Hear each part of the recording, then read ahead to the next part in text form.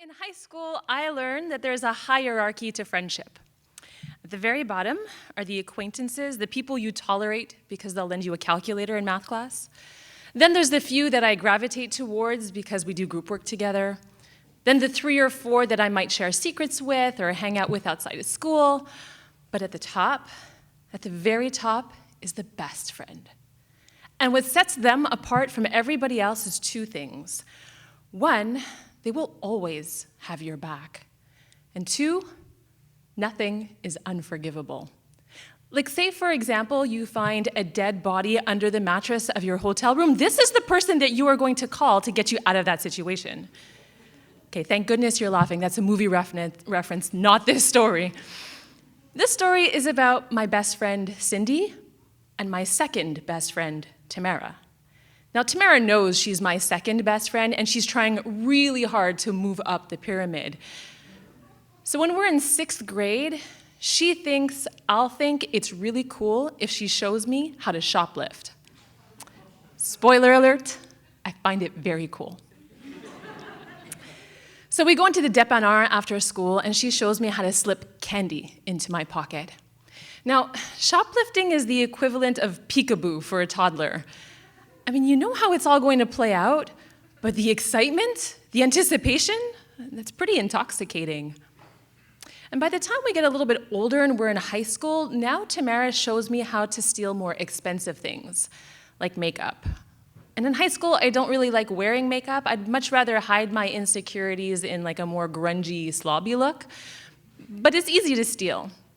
So one day, my best friend Cindy, Tamara, and we go shopping together, and we strut out of the store because we have each just pulled a tube of Pretty in Pink lipstick into our sleeves.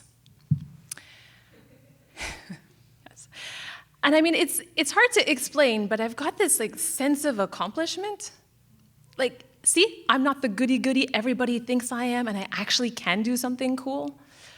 But that feeling washes away Monday morning when I see Cindy and Tamara both wearing the same shade of Pretty in Pink, and my lipstick tube still has the plastic seal around it. Another time, it's just Tamara and we go out shopping. We go to Sears. We don't even loiter. We go straight to the cosmetics counter and then floop, lipstick in our sleeve.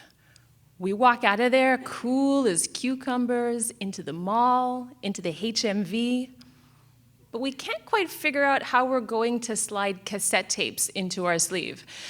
So we resign to the fact that we're gonna have to pay for stuff. And in retrospect, jagged little pill and never mind, great investments.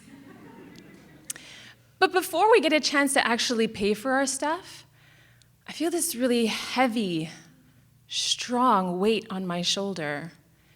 And Tamara, who's significantly shorter than I am, she's on her tippy toes and kind of leaning backwards because the collar of her jean jacket is smushed into someone's large fist. And there's this tall woman staring down at us. And then she pulls us out of the store. We're being kidnapped. Abducted in the middle of the day, and nobody here seems to really mind until I realize why. It's because this very large woman is wearing a security guard uniform with the Sears logo emblazoned on her shoulder. Oh, shit. She walks us back into the Sears through a labyrinth of hallways, past several doors, into a large room with 20 security camera monitors staring back at us. And she taps on one that's surveying the cosmetics counter. Oh, shit. She holds out her hand, and Tamara and I produce the lipstick we both just stole. Heck, I'm so scared, I dig into my pocket and pull out Pretty in Pink and give that to her, too. And then the woman calls Tamara's dad, and he tells her that Tamara can take the bus home. She's deflated. All that spunk and energy washed out, like she wants her dad to come and pick her up. Lucky me. Both my parents come to pick me up in their car. I crawl into the back seat. My dad is gripping the steering wheel so hard it's shaking. And before he pulls out, he turns around to look at me. And the phrase scared shitless comes to mind when he says to me very quietly, very slowly, "If it is something you are too ashamed to tell me about, then don't do it." Ugh. Well played, Dad. In fact, that advice would resonate with me for quite some time, and it would keep me out of most shameful future situations. Mom, on the other hand, has a whole different technique. When we get home, she yells. A lot. I'm not too sure what she's saying until she calms down and she takes a breath and she gives me a classic mom look.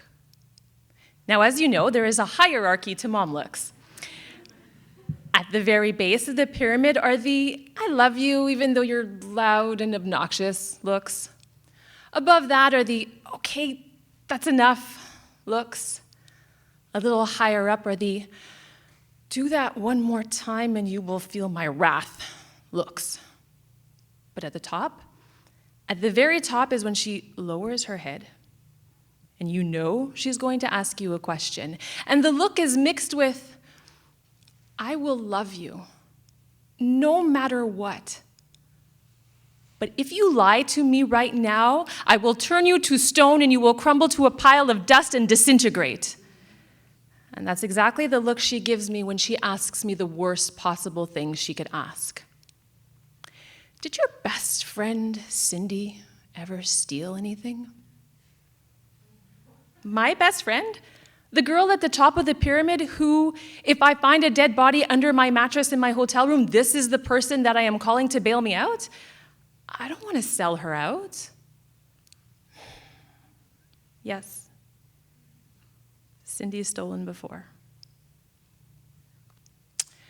Well, when I see Cindy at school on the Monday after the Sears shoplifting fiasco, I'm pretty sure by then my mom has told her mom, and I'm pretty sure that Cindy's going to walk up to me and punch me in the face. But instead, she asks me, "Why did you tell your mom what happened?" My mom never would have found out.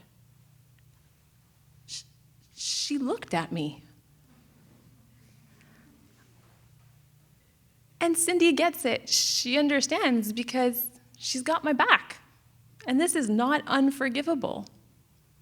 Well, for the next 2.5 months, we are both grounded. There's no television, there's no telephone, there's no hanging out with friends after school, there's no outings, there's no nothing. And you think I would have learned my lesson. Except a few years later, when I do something else that I should have known in advance that I would have been too ashamed to tell my parents about, and I get drunk in a park with a boy I like who then pukes all over me and passes out, I get home way past curfew to both my parents waiting up for me. Now I'm covered in someone else's bile, so I have no choice but to come clean, so to speak. And I tell my parents what happened. My mom says something about me getting myself into dangerous situations, and then she gives me the look. And she lowers her head, and it's all, "I will love you no matter what.